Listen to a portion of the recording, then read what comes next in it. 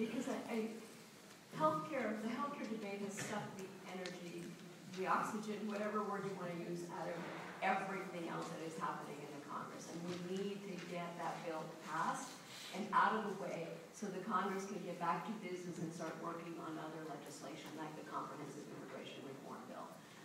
There has been actually a lot of work behind the scenes to make this happen, and some not behind the scenes, like Congressman Gutierrez's bill.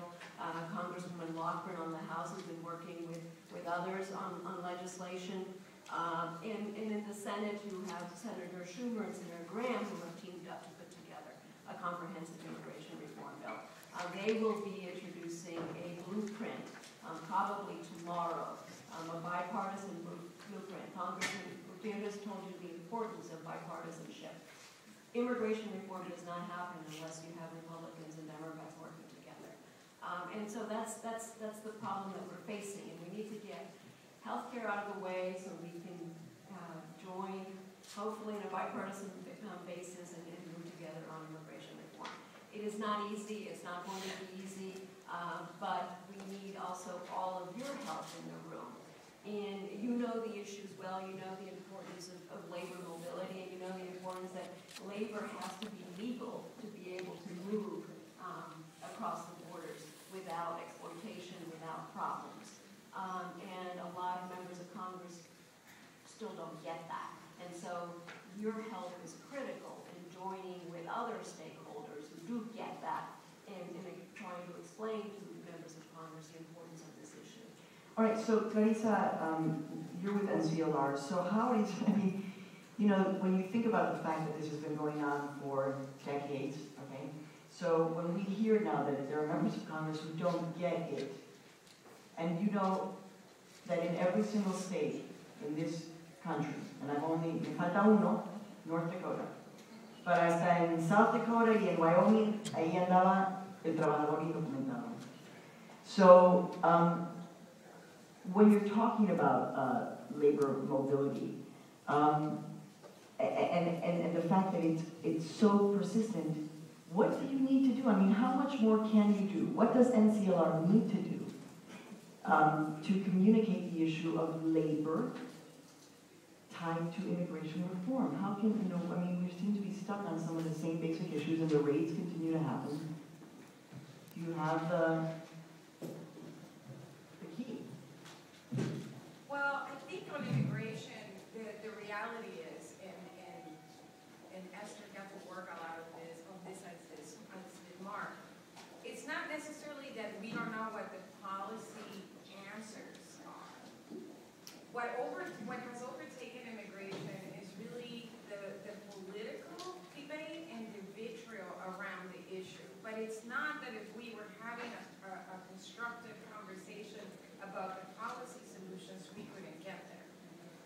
And so part of the concerted effort taking place right now is to make sure that the fact that the majority of Americans support a comprehensive solution is elevated above the minority that is viscerally motivated by the issue and therefore can be very loud about it. But on the issue particularly of workers, I think in the public arena, everybody focuses on legalization being the most controversial component. I think the reality is that the future flow component and the verification provisions, which also affect employers, are really the trickier ones. Though they're not getting as much attention, but they do. And the reality also is that just as that immigration reform is bipartisan, that also means that in addition to the forces within the Capitol, meaning members of both parties, those forces also have to be equally represented, equally strong, and equally pushing. And the reality, folks, is that in 2007, business was just not holding its end of the ranks. You know, we need troops on the left flank, the right flank, and all sides. And the business side was very sparsely populated. And because it is a bipartisan approach, we know that business voices are very important, particularly with members who are more susceptible to the extremist voices that are mobilizing on this issue. They need to be shored up, they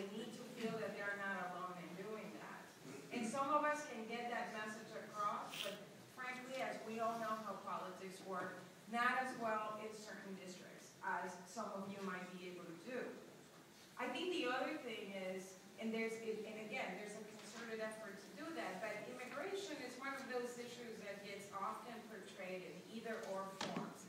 So if you are for legalization, there's no way you can be for the rule of law. The reality is that you cannot restore the rule of law without immigration reform. You cannot restore the rule of law simply by doing desktop raids, for example, or deportations. You cannot restore the rule of law if you ignore the people that are here, because even if you do all those factors, you will never be able to get all those folks out of here, even if you thought it was desirable. So I think that we need to make sure that members understand that restoring the rule of law is that, and they can stand on that position.